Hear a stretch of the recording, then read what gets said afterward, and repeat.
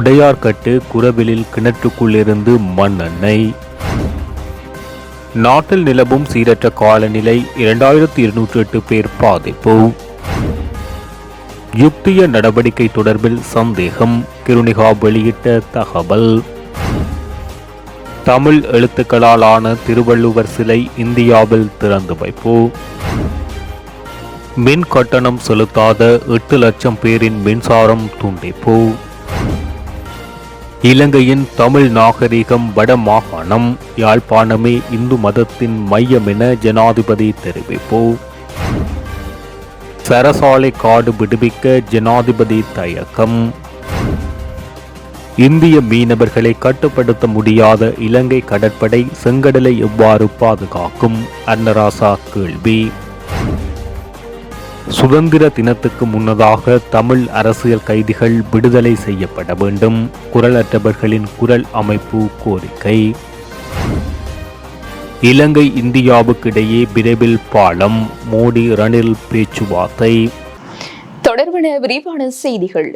இலங்கையின் தமிழ் நாகரிகமே வடமாகாணம், யாழ்ப்பாணம் இந்து மதத்தின் மையப்பகுதி. வடமாகாணத்தின் முக்கியத்துவத்தை அப்படியே பேணி பாதுகாத்து வடக்கின் பொருளாதாரத்தை விருத்தி செய்து தேசிய பொருளாதாரத்திலும் துரிதமாக இணைக்க நடவடிக்கை எடுக்கப்படும் என ஜனாதிபதி ரணில் விக்ரமசிங்கே தெரிவித்துள்ளார். யாழ்ப்பாணம் மற்றும் கிளிநொச்சி மாவட்ட ஐக்கிய தேசிய கட்சி செயற்பாட்டாளர்களுக்கும் ஜனாதிபதி ரணிலுக்கும் இடையிலான சந்திப்பு ஒன்று தனியார் விடுதியொன்றில் நேற்று இடம்பெற்றது. இந்த சந்திப்பு தொடர்பில் ஜனாதிபதி ஊடகப் பிரிவு வெளியிட்டுள்ள அறிக்கையில், வடமாகாண பிரச்சினைகளில் காணி பிரச்சினை மற்றும் காணாமல் போனோர் பிரச்சினை என்பன முதன்மைப்படுத்தப்பட்டிருந்தன. அரசாங்கம் என்ற வகையில் அந்த பிரச்சினைகளுக்கு விரைவான தீர்வுகளை வழங்குவதற்கு திட்டமிட்டுள்ளோம். 2025 ஆண்டு இறுதிக்குள் வடக்கின் காணி பிரச்சினை மற்றும் காணாமல் போனோர் தொடர்பான பிரச்சினைகளுக்கு தீர்வுகளை வழங்குவதற்கு எதிர்பார்க்கின்றோம். இடம்பெயர்ந்தவர்களுக்கு வீடுகளை வழங்கும் வேலையும் நடைமுறைப்படுத்தப்பட்டு வருகின்றது. வடமாகாணத்தில் காற்றாலை மற்றும் சூரிய சக்தி என்பனவற்றை பயன்படுத்தி ஏற்றுமதிக்கான பலசக்தி உற்பத்தியை அதிகரிக்க திட்டமிடப்பட்டுள்ளது. பசுமை ஹைட்ரஜன், பசுமை அமோனியா உற்பத்தியிலும் கவனம் செலுத்தப்பட்டுள்ளது. வடமாகாணத்தில் பலமான விவசாய நிலங்கள், நவீன தொழில்நுட்பத்தை சேர்த்து ஏற்றுமதி விவசாயத்தை உருவாக்கவும் திட்டமிடப்பட்டுள்ளது. அடுத்த தசாப்தத்தில் உலக மக்கள் தொகை இரட்டிப்பாகும் நிலையில் அவர்களுக்கு தேவையான உணவுப் பொருட்களை உற்பத்தி செய்து ஏற்றுமதி விவசாயத்தை அதிகரிப்பிலும் கவனம் செலுத்தப்பட்டுள்ளது. அத்துடன் யாழ் மாவட்டத்தை சுற்றுலாத்துறை அபிவிருத்தி தளமாக மாற்றி அமைப்பதுடன் யாழ்ப்பாணத்தில் நடைபெறும் நல்லூர் ஆலய திருவிழாவை உலக இந்து பக்தர்கள் காணும் வாய்ப்பை வழங்கும் வகையில் தேவையான வசதிகள் செய்து கொடுக்கப்பட்டு வருகின்றன. சுற்றுலா பயணிகளை கவரும் வகையில் ஆகஸ்ட் மாதம் எசல பெரகரா மற்றும் கதிர்காம பெரகரா, ஜாழ் நல்லூர் திருவிழா ஆகியவற்றை முன்னெடுக்க திட்டமிடப்பட்டுள்ளன. வடக்கில் சுகாதாரம் மற்றும் கல்வி அபிவிருத்தியில் புதிய முதலீட்டு வாய்ப்புகளுக்கான வாய்ப்புகளை புலம்பெயர் தமிழர்களுக்கு வழங்குவதற்கு முயற்சிகள் மேற்கொள்ளப்பட்டு வருகின்றன. இவ்வாறான புதிய பொருளாதார மறுசீரமைப்புகளால் வடமாகாணத்தில் புதிய தொழில் வாய்ப்புகள் மற்றும் முதலீட்டு வாய்ப்புகள் உருவாகும். இதனால் வடபகுதி இளைஞர்களுக்கு புதிய தொழில் வாய்ப்புகள் உருவாகி அவர்கள் வாழ்க்கை தரத்தை மேம்படுத்த முடியும். நாட்டின் பொருளாதாரத்தை வலுப்படுத்தும் முடிவுகள் பிரபலமானவையாக இல்லாதிருக்கலாம். ஆனால் நாட்டின் பொருளாதாரத்தை சரியான பாதையில் கொண்டு செல்வதற்காக எந்த ஒரு பிரபலமற்ற முடிவையும் எடுப்பேன். நான் அனைவரும் வடக்கு மாகாணத்தை அபிவிருத்தி செய்து நாட்டை அபிவிருத்தி செய்வோம் என ஜனாதிபதி தெரிவித்துள்ளார். முல்லைத்தீவு புதுக்குடியிருப்பு பிரதேசத்திற்குட்பட்ட உடையார்கட்டு குரவில் கிராமத்தில் குடும்பம் ஒன்றின் கிணற்றுக்குள் இருந்து கிணற்று நீருடன் மண்ணெண்ணெய் வெளியேறி வருவதாக நேற்று கண்டறியப்பட்டுள்ளது. இது தொடர்பில் மேலும் தெரிய வருவது, குடவில் கிராமத்தில் வசிக்கும் குடும்பம் கடந்த மழை வெள்ளத்தினால் கிணறு வெள்ள நீரில் நிரம்பிய நிலையில் கிணற்றினை சுத்தம் செய்வதற்காக நேற்று கிணற்றினை நீர் இறைக்கும் இயந்திரம் கொண்டு இறைத்துள்ளார்கள். இதன்போது கிணற்று நீருடன் மண்ணெண்ணெய் கலந்து கொண்டிருப்பது கண்டறியப்பட்டுள்ளதுடன் இந்த சம்பவம் கிராமத்தில் பரபரப்பை ஏற்படுத்தியுள்ளது. இது தொடர்பில் காணி உரிமையாளர்கள் வினவிய போது 2012 ஆண்டு மீள்குடியேறிய பின்னர் 23 அடி ஆழம் கொண்ட கிணறு தோண்டி கட்டியுள்ளார்கள். தற்போது கிணற்றினை சுத்தம் செய்யும் போது முதல் கரு நிறத்தில் காணப்பட்ட கிணறு பின்னர் மண்ணெண்ணெய் மணக்க தொடங்கியுள்ளது. கிணற்று நீரின் மேற்படலம் மண்ணெண்ணெயாக தொடர்ச்சியாக காணப்பட்டுள்ளது. இந்த நிலையில் வாளியால் தண்ணீரை அள்ளி அதில் ஒரு இலையினை நினைத்து அதனை பற்ற வைத்த போது அந்த இலை எரிந்துள்ளது. அதனை விட மண்ணெண்ணெய் மனம் வீசுகின்றது. இந்த நிலையில் வீட்டின் உரிமையாளர்கள் கிராம சேவையாளரின் தொடர்பினை ஏற்படுத்தி தெரியப்படுத்தியுள்ளதுடன் கிராம சேவையாளர் ஊடாக போலீசாருக்கு தகவல் வழங்கப்பட்டு புதுக்குடியிருப்பு போலீஸ் நிலைய பொறுப்பதிகாரி தலைமையிலான குழுவினர் சம்பவ இடத்துக்கு வருகை தந்து கிணற்றினை பார்வையிட்டுள்ளதுடன் கிணற்றில் மண்ணெண்ணெய் கலந்த நீர் மாதிரியினை எடுத்து சென்றுள்ளதுடன் இது தொடர்பில் முறைப்பாடு பதிவு செய்யப்பட்டு மேற்கொண்ட சட்ட நடவடிக்கையின் முன்னெடுக்க உள்ளதாக தெரிவித்துள்ளார்கள். நாங்கள் இங்கே உடையார்கிட்ட குறவில் இருக்கிறோம். குறவில் கிராமத்தில் எங்களோட கிணறு இப்போ இந்த டிசம்பர் மழைக்கு பிறகு தண்ணி நிறைஞ்சிருந்தது. தண்ணி நிறைஞ்சி ஃபுல்லாக வந்தது. பிறகு தண்ணியை பார்த்தா கருப்பு கலராக இருந்தது. அதனால நாங்கள் பாவிக்காமல் இருந்தது. இப்போ அங்கே பொது கிணத்துல தான் தண்ணி பாவிச்சு கொண்டு இருந்தோம். மழையெல்லாம் விட்டு முடிய இங்கே தண்ணியை இறைச்சி விடுவோம் இறைப்போண்டு பார்த்தா இறைச்சி பார்க்க மேலே கருப்பாக இருந்தது, ஒயில் மாதிரி வந்தது.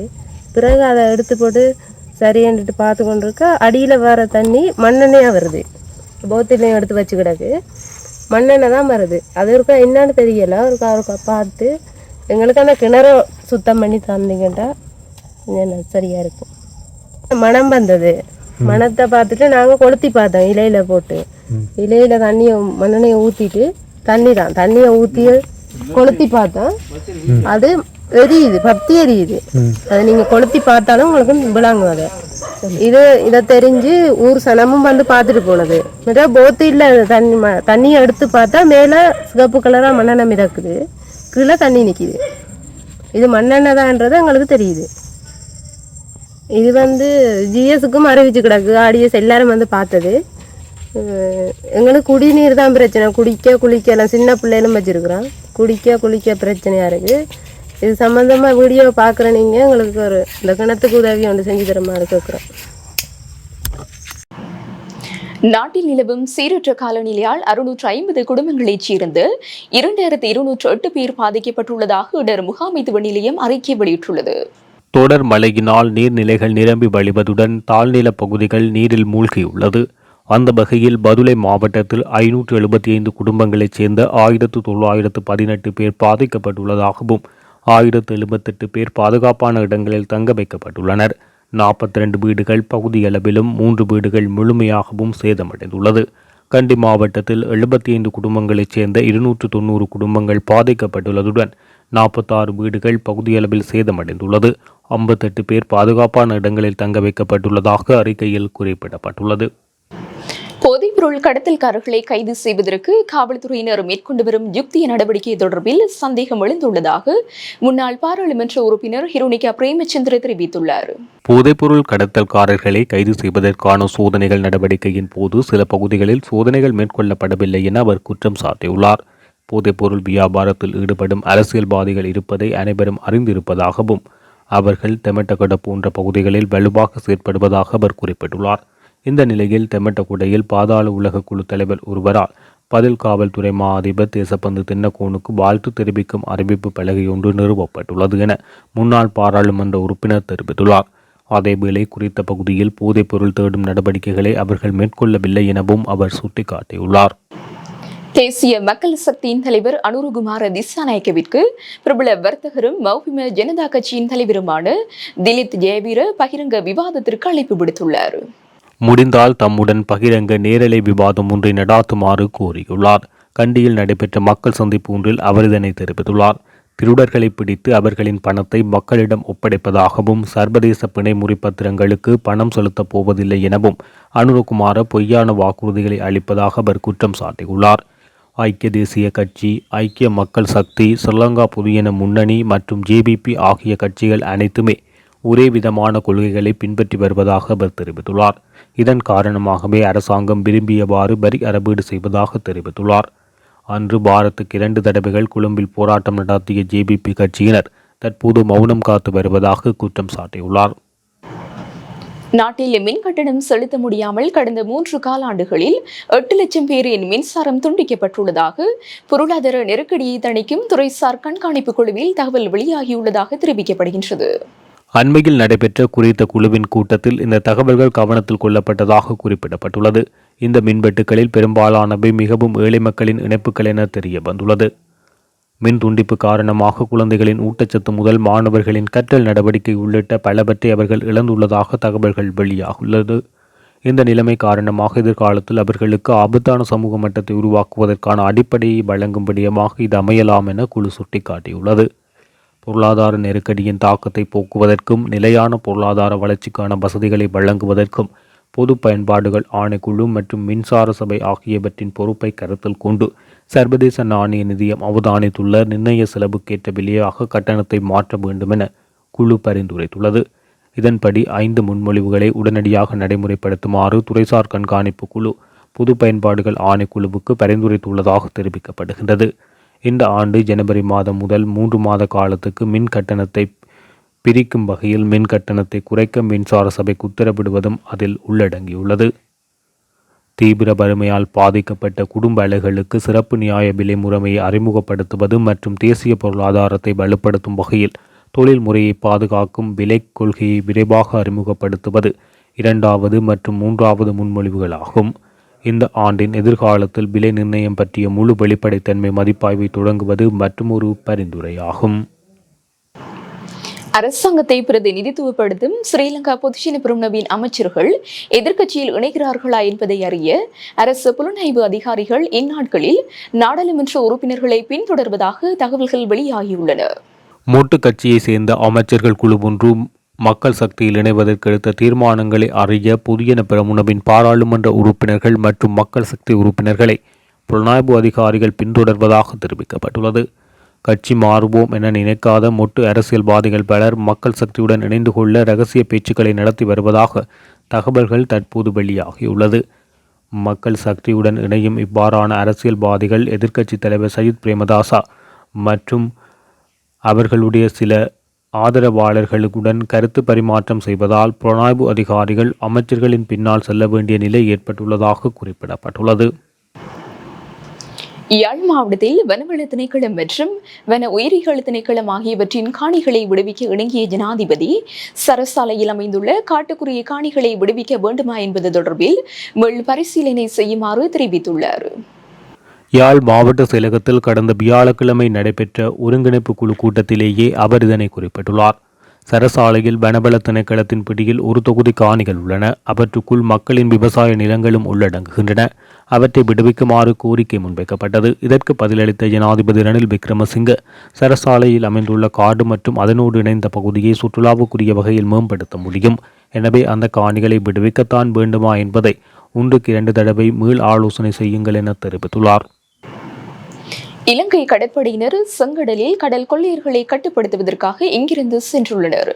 எமது கடலில் அத்துமீறும் இந்திய மீனவர்களை கட்டுப்படுத்த முடியாத இவர்கள் எப்படி கொள்ளையர்களை கட்டுப்படுத்துவார்கள் என ஊர்காவற்றுறை கடற்றொழிலாளர் சங்க செயலாளர் அன்னலிங்கம் அன்னராசா கேள்வி எழுப்பியுள்ளார். வடமராட்சி ஊடக இல்லத்தில் இடம்பெற்ற ஊடகவியலாளர் சந்திப்பில் அவர் கருத்து தெரிவிக்கையில், வடமாகாணத்தில் உள்ள முல்லைத்தீவு, காரைநகர் ஊர்காவத்துறை சமாசங்கள் யாழ்ப்பாணத்தில் ஜனாதிபதியுடன் இடம்பெற்ற சந்திப்பில் புறக்கணிக்கப்பட்டுள்ளன. ஜனாதிபதி ஒரு கட்சி சார்பில் அழைக்கப்பட்டவர்களுடன் மட்டும் சந்திப்பை மேற்கொண்டதன் மூலம் அவர் ஒரு கட்சிக்கான ஜனாதிபதியா இல்லை கட்சி சார்பானவர்களுக்கான ஜனாதிபதியா என்ற கேள்வியை எழுப்புகின்றோம். இதுவரை காலமும் பெரும்பான்மை இனத்தைச் சேர்ந்தவர்கள் கடத்தொழில் அமைச்சராக இருந்த போதெல்லாம் வடக்கில் உள்ள மீனவர்களது பிரச்சினைகளை உண்மை நிலைமைகளையும் தெளிவாக வெளிக்கொண்டு வருவதற்கு சந்தர்ப்பங்களை உருவாக்கியிருந்தனர். ஆனால் ஒரு தமிழர் கடத்தொழில் அமைச்சராக இருந்து கொண்டு கடத்தொழிலாளர்களை பிளவுபடுத்தி அரசியல் உள்நோக்கத்துடன் வழிநடத்துவது வடக்கு கடத்தொழில் சமூகத்தினராகிய எமக்கு மிகுந்த வேதனையையும் கவலையையும் ஏற்படுத்தியுள்ளது. வடக்கு கடத்தொழிலாளர்களது பிரச்சினை கடத்தொழில் அமைச்சர் சார்ந்த கட்சி சார்ந்த பிரச்சினையாக மாற்றப்பட்டுள்ள நிலையில் இந்த நிலை தொடருமாக இருந்தால் எதிர்காலத்தில் பிரச்சினை வீரியமடையும். அமைச்சர் சார்ந்த கட்சியினர் சுட்டுக் கொன்றாலும் கடத்தொழிலாளர்களது பிரச்சினைகளை தொடர்ந்து பேசுவோம் என தெரிவித்துள்ளார். சிறையில் தடுத்து வைக்கப்பட்டுள்ள 12 அரசியல் கைதிகளை எதிர்வரும் சுதந்திர தினத்திற்கு முன்னதாக விடுதலை செய்ய வேண்டும் என குரலற்றவர்களின் குரல் அமைப்பு கோரிக்கை விடுத்துள்ளது.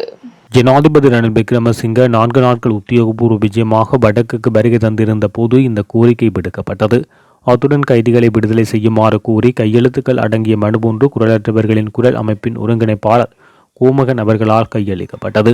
இனங்களுக்கிடையில் நீண்ட காலமாக நிலவும் அரசியல் முரண்பாடுகளை முடிவுக்கு கொண்டு வருவதற்கு ஜனாதிபதி உடனடி நடவடிக்கை எடுக்க வேண்டுமென வலியுறுத்தப்பட்டுள்ளது. தென்னிந்தியாவையும் இலங்கையும் இணைக்கும் வகையில் மன்னாரிலிருந்து இந்தியாவுக்கான நில ரீதியான தொடர்பை ஏற்படுத்துவது குறித்து இந்திய பிரதமர் நரேந்திர மோடியுடன் கலந்துரையாடியதாக ஜனாதிபதி ரணில் விக்ரமசிங்கே தெரிவித்துள்ளார். யாழ் பல்கலைக்கழக மாணவர்களுடன் யாழ் ஜெட்வின் ஹோட்டலில் இடம்பெற்ற சந்திப்பில் கலந்து கொண்டு உரையாற்றும் போது ஜனாதிபதி ரணில் விக்ரமசிங்கே இதனை குறிப்பிட்டுள்ளார்.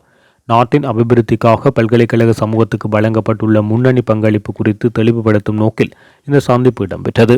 நாட்டின் தேசிய பொருளாதாரத்துக்கு பாரிய பங்களிப்பை வழங்கும் வகையில் வடமாகாணத்தில் பாரிய அபிவிருத்திகளை மேற்கொள்வதற்கான அரசாங்கத்தின் வேலை திட்டம் குறித்து மாணவர்களுக்கு தெளிவுபடுத்திய ஜனாதிபதி இந்த நிகழ்ச்சி திட்டத்தை வெற்றியடைய செய்வதற்கு மாணவர்கள் ஒன்றிணையுமாறு கேட்டுக்கொண்டார். ஒரு நாடு என்ற ரீதியில் பிராந்திய ஒத்துழைப்பின் முக்கியத்துவத்தை வலியுறுத்திய ஜனாதிபதி ரணில் விக்ரமசிங்க கொழும்பு மற்றும் திருகோணமலை துறைமுகங்களை வலுவான துறைமுகங்களாக மாற்றுவதற்கு உள்ள திட்டங்கள் குறித்தும் கலந்துரையாடினார்.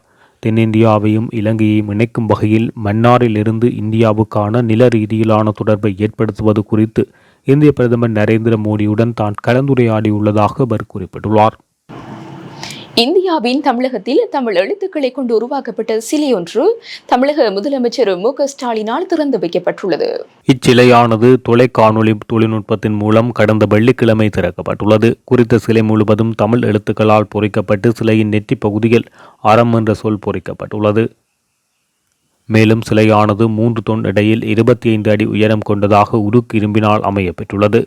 ஸ்மார்ட் சிட்டி திட்டத்தின் கீழ் இந்திய மதிப்பில் 52 கோடி ரூபாய் செலவில் உருவாக்கப்பட்டுள்ளதாக தெரிவிக்கப்பட்டுள்ளது. இத்துடன் ஜெஃப் நக்லரியின் மதிய நேர பிரதான செய்திகள் நிறைவடைகின்றன. மேலதிக செய்திகளை அறிந்து கொள்ள www.jeffnaclery.lk என்ற இணையதளத்தினூடாக இணைந்து கொள்ளுங்கள்.